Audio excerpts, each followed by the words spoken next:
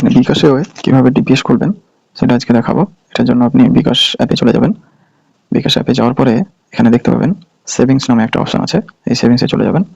সেভিংসে যাওয়ার পরে এখানে দেখতে পাবেন সচল, ম্যাচিউর, বাতিল এরকম কিছু। তো আমার 6টা ডিপিএস সচল আছে, 6টা দেখাচ্ছে।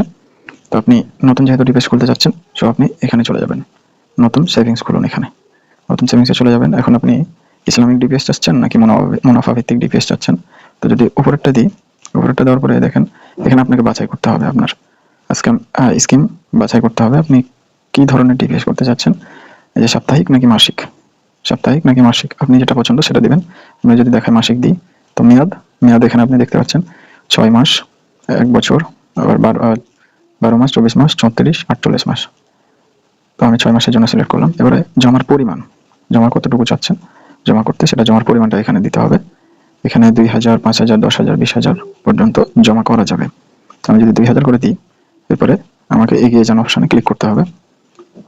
এরপর আপনি এখানে দেখতে পাবেন আইডিএলসি ফাইন্যান্স পিএলসি, এগুলো ব্যাংক থাকবে আর কি। মানে বিকাশ আপনার টাকাটা পাঠাচ্ছে কোনো ব্যাংকে, ওই ব্যাংকে আপনার নামে একটা অ্যাকাউন্ট খোলা হবে ডিপিএসের, ওখান থেকে টাকাটা আসবে আর কি আপনার কাছে। তো এখানে আপনি আপনার পছন্দ মতো ব্যাংক সিলেক্ট করতে পারবেন। এই যে আইডিএলসি ফাইন্যান্স পিএলসিতে আপনাকে 9.5% ইন্টারেস্ট দিবে, ইস্টার্ন ব্যাংক পিএলসিতে দেবে 9.25, আর ঢাকা ব্যাংকে দিবে 8.5। তো আপনার যেটা পছন্দ সেটাতে ক্লিক করবেন। তো মনে করেন আমি প্রথমটাই নিলাম, একটু অপেক্ষা করতে হবে।